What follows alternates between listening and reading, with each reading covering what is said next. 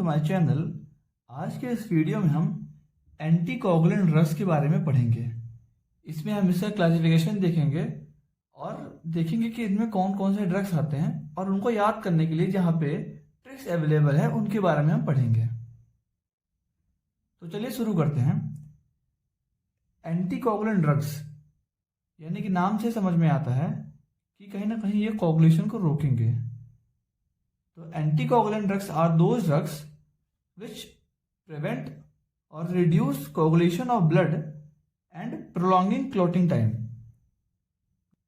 यानी कि ऐसे ड्रग्स जो कि कोगुलेशन को प्रिवेंट करें या फिर ब्लड के कोगुलेशन को रिड्यूस करें और उनका जो क्लॉटिंग टाइम है उसको इंक्रीज कर दें, वो होते हैं अपने एंटीकोगुलेंट ड्रग्स।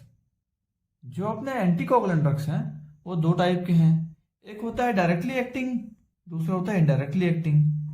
जो डायरेक्टली एक्टिंग होंगे उनका ऑनसेट ऑफ एक्शन जो होगा फास्ट होगा और जो इनडायरेक्टली एक्टिंग है उनका ऑनसेट ऑफ एक्शन जो है स्लो होगा। अब आइए समझते हैं कि डायरेक्टली एक्टिंग इनडायरेक्टली एक्टिंग कहने का क्या मतलब है। तो पहले हम बात करते हैं डायरेक्टली एक्टिंग के बारे में। तो हम लोगों ने ये पढ़ रखा है कि हमारे बॉडी के अंदर दो कोगुलेशन पाथवे फॉलो होते हैं। एक होता है एक्सट्रिंसिक पाथवे और दूसरा होता है इंट्रिंसिक पाथवे। जो अपने एक्सट्रिंसिक और इंट्रिंसिक पाथवे हैं दोनों जाके कॉमन पाथवे में मिल जाते हैं।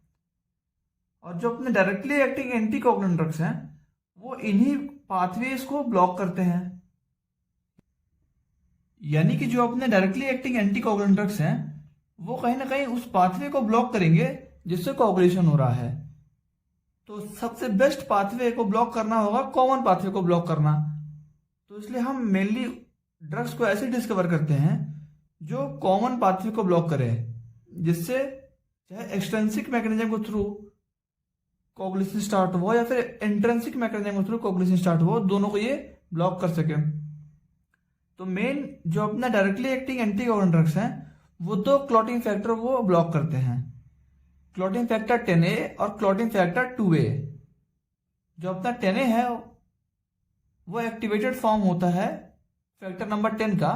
फैक्टर नंबर 10 जो है वो स्टोर्ड प्रोवर फैक्टर है। और जो अपना 2A है वो थ्रोम्बिन होता है जो कि एक्टिवेटेड फॉर्म होता है प्रोथ्रोम्बिन का। यानी क्लॉटिंग फैक्टर 2 इज प्रोथ्रोम्बिन, उसका एक्टिवेटेड फॉर्म जो होगा वो थ्रोम्बिन होगा। तो जो अपना डायरेक्टली एक्टिंग है वो 10A इनहिबिटर हो सकते हैं और हो सकते हैं कि वो 2A इनहिबिटर हों। जो 2A इनहिबिटर्स हैं उनको हम लोग दूसरे नाम पे जानते हैं डायरेक्ट थ्रोम्बिन इनहिबिटर के नाम से। और अब बात कर लेते हैं इनके रूट ऑफ एडमिनिस्ट्रेशन की। तो जो अपना 10A इनहिबिटर है उसको हम लोग ओरली देते हैं और जो अपना 2A इनहिबिटर है उसको हम लोग पारेंटल रूट के थ्रू देंगे। और अब बात करते हैं कि कौन कौन से ड्रग्स आते हैं 10A इनहिबिटर वाली क्लास में। तो 10A इनहिबिटर के अंदर जो ड्रग्स होंगे उनके नाम में ही छुपा रहता है कि वो 10A इनहिबिटर्स हैं। जिनके नाम के अंदर एक्साबैन लगा है लास्ट में वो होते हैं 10A इनहिबिटर। और एक्साबैन को ध्यान से अगर देखें तो हम लोग 10A पढ़ सकते हैं, इसको XA यानी कि 10A। बैन से समझ सकते हैं कि इनहिबिटर्स हैं। यानी कि जिन ड्रग्स के नाम के लास्ट में एक्साबैन है वो होंगे अपने 10A इनहिबिटर, क्योंकि वो नाम खुद बता रहा है कि मैं 10A इनहिबिटर हूं। 10A XA, समझ में आया कुछ? तो ऐसे ड्रग्स जिनके नाम के लास्ट में एक्साबैन है वो होंगे अपने 10A इनहिबिटर्स। कौन कौन से ड्रग्स हैं? एपिक्साबैन, रिवारोक्साबैन, एडोक्साबैन और बेट्रिक्साबैन। सभी ड्रग्स के नाम के लास्ट में एक्साबैन है। अब इसको याद कर सकते हैं हम छोटे से ट्रिक से। ट्रिक है, एक नाम है अरीबा। अरीबा से हम बना सकते हैं क्या? 10A इनहिबिटर्स की ट्रिक। ए से हो जाएगा अपना एपिक्साबैन, आर से हो जाएगा रिवारोक्साबैन, ई से हो जाएगा एडोक्साबैन और बी से हो जाएगा बेट्रिक्साबैन। और ए हमारा ट्रिक को कंप्लीट करने के लिए था। अब आइए हम बात कर लेते हैं 2A इनहिबिटर्स के बारे में। हम देख चुके हैं कि ये थ्रोम्बिन मॉलिक्यूल होते हैं 2A। तो थ्रोम्बिन को इनहिबिट करने वाले को हम लोग बोलते हैं डायरेक्ट थ्रोम्बिन इनहिबिटर, क्योंकि डायरेक्टली एक्टिंग है। इसलिए जो इनका रूट ऑफ एडमिनिस्ट्रेशन है वो पारेंटल रूट है। जो अपने 2A इनहिबिटर्स हैं वो डिराइव किए जाते हैं लीच के सलाइवा से। अब ये दो टाइप के हो सकते हैं, मोनोवैलेंट ड्रग और दूसरा बाइवैलेंट ड्रग। तो समझते हैं कि ये मोनोवैलेंट बाइवैलेंट है क्या एक्चुअल में। तो हम ये जानते हैं कि जो अपना थ्रोम्बिन मॉलिक्यूल होता है उसके पास एक एक्टिव साइट होती है और दो एक्सोसाइट्स होती हैं। एक एक्टिव साइट और दो एक्सोसाइट्स। तो जो अपने 2A इनहिबिटर्स होंगे वो इन्हीं साइट्स को ब्लॉक करेंगे।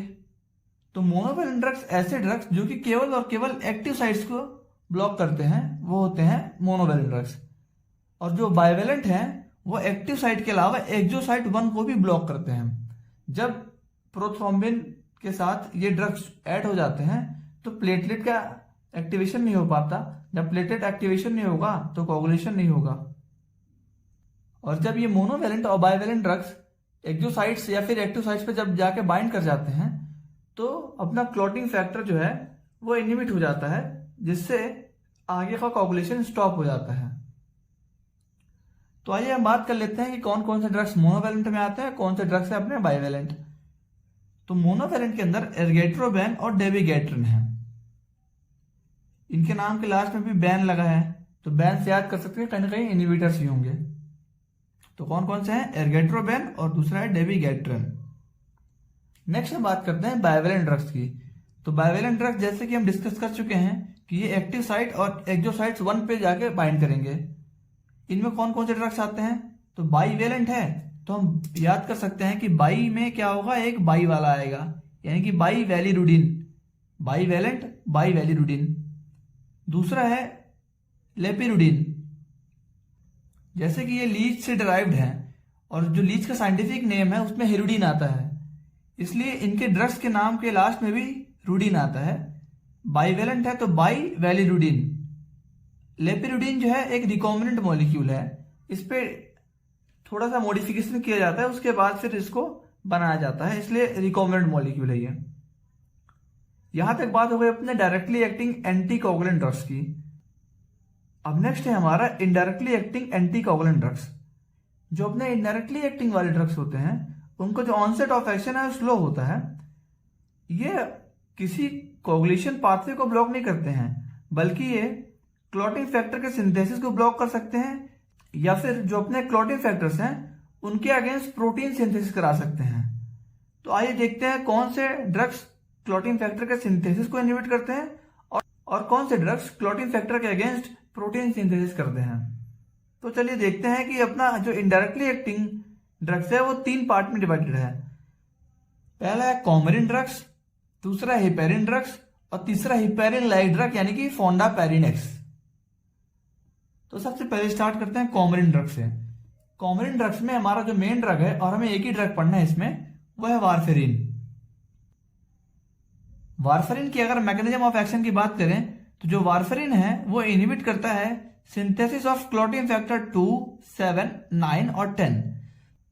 जब इन क्लॉटिंग फैक्टर का सिंथेसिस नहीं होगा तो कोगुलेशन तो स्टॉप होना ही है, लेकिन ये डायरेक्टली कोगुलेशन के क्लॉटिंग फैक्टर को इनहिबिट नहीं करते हैं, इसलिए ये indirectly acting anti coagulant drugs कहलाते हैं।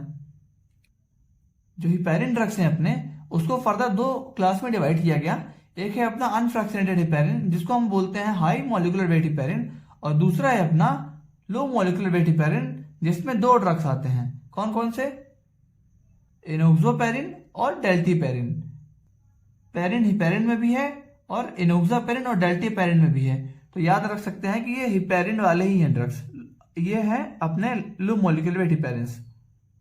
जो अपने अनफ्रैक्शनेटेड हिपेरिन यानी कि हाई मॉलिक्यूलर वेट हिपेरिन और लो मॉलिक्यूलर वेट हिपेरिन, इनका मैकेनिज्म ऑफ एक्शन की अगर मैं बात करूं तो ये सिंथेसाइज कर लेते हैं एंटी 10A प्रोटीन और एंटी 2A प्रोटीन, यानी कि जो अपना क्लॉटिंग फैक्टर 2A है और अपना क्लॉटिंग फैक्टर 10A है उसके अगेंस्ट ये प्रोटीन सिंथेसाइज कर लेते हैं, जिससे तो ये प्रोटीन जो है वो क्लॉटिंग फैक्टर 10A और क्लॉटिंग फैक्टर 2A को इनहिबिट करते हैं।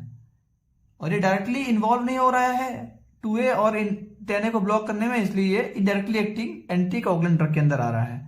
लास्ट में अपना फोंडापेरिनेक्स, ये हिपेरिन लाइक ड्रग है।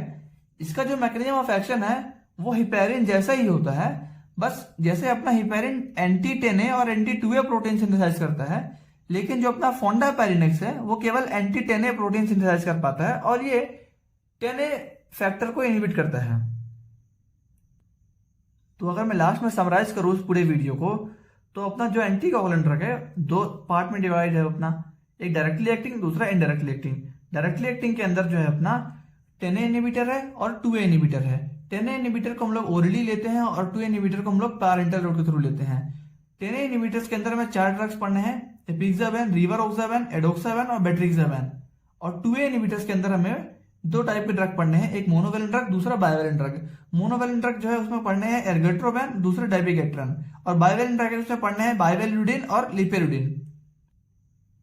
अब आते हैं इनडायरेक्टली एक्टिंग ड्रग के बारे में। तो इनडायरेक्टली एक्टिंग में कॉमरिन ड्रग्स पढ़ना है, हिपेरिन ड्रग्स पढ़ना है और फोंडापेरिनेक्स पढ़ना है। कॉमरिन ड्रग के अंदर वारफेरिन मेन ड्रग है। हिपेरिन के अंदर 2 टाइप के, लो मोलिकुलर वेट और हाई मोलिकुलर वेट हिपेरिन है अपना। लो मोलिकुलर वेट के अंदर एनोक्सोपेरिन और डेल्टीपेरिन है। और लास्ट में हिपेरिन लाइट ड्रग है जो कि अपना फोंडापेरिनेक्स है। तो ये हो गई समरी भी इसकी। अगर आपको वीडियो पसंद आई हो तो वीडियो को लाइक करें और चैनल को सब्सक्राइब करना ना भूलें, ताकि इस चैनल पे आने वाली जो भी वीडियोस हैं उनकी नोटिफिकेशन आप तक सबसे पहले पहुंच सके। इन वीडियोस के जो नोट्स हैं वो आप हमारे टेलीग्राम चैनल medmonk21 को ज्वाइन करके ले सकते हैं। मैं उसकी लिंक डिस्क्रिप्शन बॉक्स और कमेंट बॉक्स में पिन कर दूंगा। और इस चैनल पे इन शॉर्ट वीडियोस के अलावा भी डिटेल में फार्मेकोलॉजी पढ़ाई जा रही है, तो आप एक बार उसको जरूर चेक करें। अगर आपको अच्छा लगे तो खुद फॉलो करें और अपने दोस्तों को भी शेयर करें, जिसका मैं लिंक आई बटन में पिन कर दूंगा। यहां तक वीडियो देखने के लिए थैंक यू। बने रहिए हमारे साथ, मिलते हैं अगली वीडियो में।